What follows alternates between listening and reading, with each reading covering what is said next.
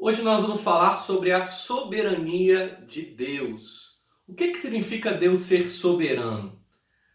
Esse conceito com certeza tem sido muito debatido, muito questionado e muito mal pensado para alguns que se acham teólogos ou se acham doutores da palavra. E para te explicar melhor isso, está começando o nosso Momento Teologia.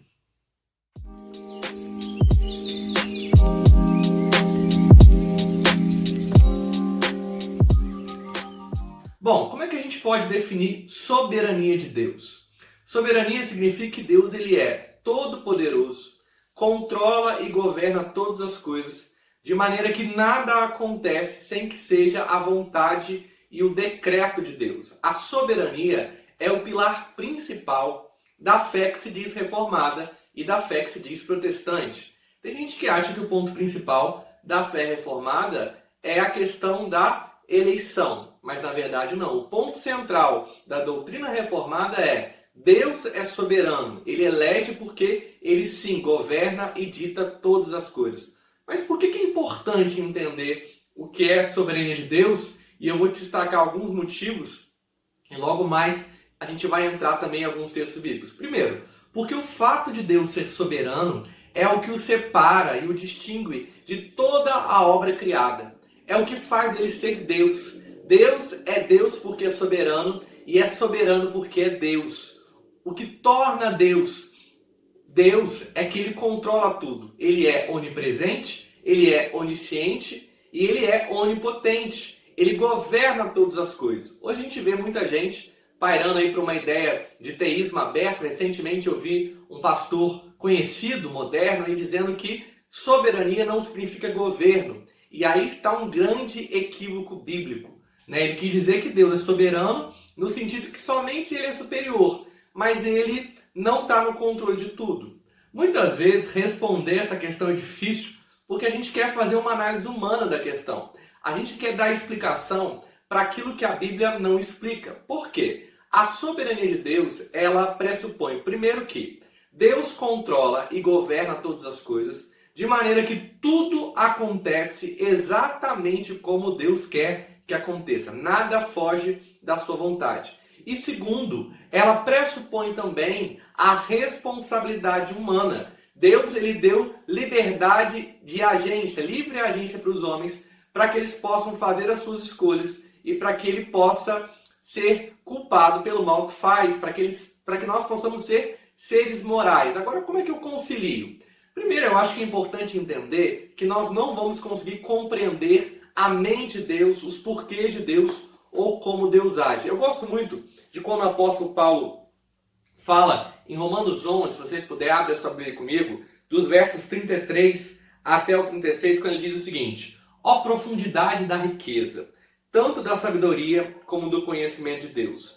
Quão inexplicáveis são os seus juízos e quão insondáveis são os seus caminhos. Pois quem conheceu a mente do Senhor, ou quem foi o seu conselheiro, ou quem primeiro deu alguma coisa a Deus, para que isso lhe seja restituído? O que Paulo está querendo dizer aqui? É impossível compreender a mente de Deus, ou o porquê de Deus, ou os planos de Deus. Os planos de Deus são maiores que os nossos. Isaías diz que os pensamentos do Senhor não são os nossos pensamentos. Os pensamentos do Senhor são mais altos do que os nossos pensamentos. Então a gente tem que distinguir isso. A gente não vai compreender todos os motivos de tudo que Deus faz, de tudo que Deus decreta.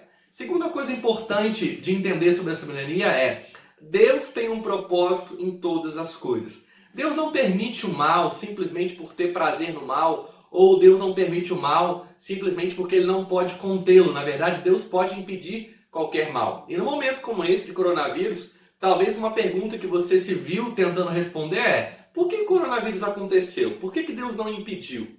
Bom, a gente tem que entender que tudo está dentro do plano de Deus. E em tudo Deus tem um propósito. Eu me recordo que no Evangelho de João registra o fato de quando Jesus chegou até um lugar onde havia um cego de nascença. E o grande questionamento dos seus discípulos era: quem é que pecou? O que esses homens fizeram de errado para que isso acontecesse? E a resposta de Jesus foi: ele nasceu assim para que o nome do Senhor fosse glorificado.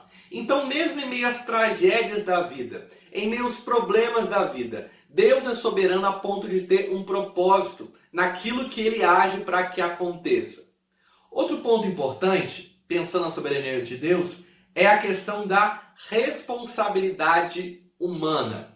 Mas espera aí, se Deus é soberano, se Deus controla tudo, se Deus governa todas as coisas, então Deus é responsável pelo mal moral? Deus é o autor do pecado? De maneira alguma. A própria Bíblia vai dizer que aquele que é tentado não pode dizer que foi tentado por Deus. Nós pecamos porque temos uma natureza que é tendenciosa, que é caída, que é pecadora. Acontece que Deus ele está tão no controle que ele usa até os nossos erros, até os nossos pecados, para cooperar com o seu eterno e soberano conselho, o seu eterno e soberano plano. Olha o que Isaías vai dizer, um texto também que deixa muito claro essa questão da soberania de Deus. Isaías 46, verso 10 até o verso de número 11. Diz assim: Desde o princípio anuncio o que há de acontecer, e desde a antiguidade revelo as coisas que ainda não sucederam. Eu digo, o meu conselho permanecerá em pé, e farei toda a minha vontade. Chamo uma ave de rapina desde o oriente, de uma terra longínqua vem o homem do meu conselho.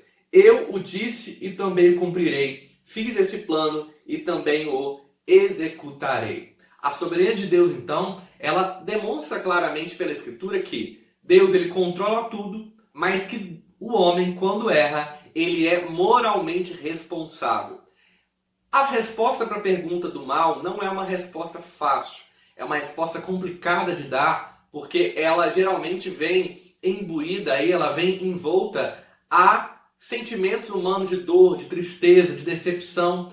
E aí, aonde está a resposta para essas coisas? Eu gosto muito de pensar em Jó nisso, né? Jó, ele diz o seguinte: nós aceitamos o bem de Deus e agora não vamos aceitar o mal de Deus. Deus deu, Deus tomou, bendito seja o nome do Senhor. A nossa natureza é tão má que ela consegue com facilidade ver Deus naquilo que acontece de bom, mas não consegue ver Deus muitas vezes naquilo que acontece de ruim. Romanos 9 vai demonstrar muito claramente também que Deus está no controle. Deus endureceu o coração de Faraó, Deus amou Jacó e rejeitou Esaú, Deus criou vasos para honra e vasos para desonra. Então toda a Bíblia vai apontar para a seguinte conclusão: Deus criou tudo, Deus sustenta tudo e Deus governa tudo. Tudo que acontece debaixo do céu, na terra, em todas as regiões, sejam nas coisas mais mínimas, né? A palavra diz que não cai um pardal sem que seja a vontade de Deus. A palavra vai dizer que todos os fios de cabelo da nossa cabeça estão contados, que nenhum mal acontece sem que seja a vontade de Deus. Em Isaías ele vai dizer isso também, né?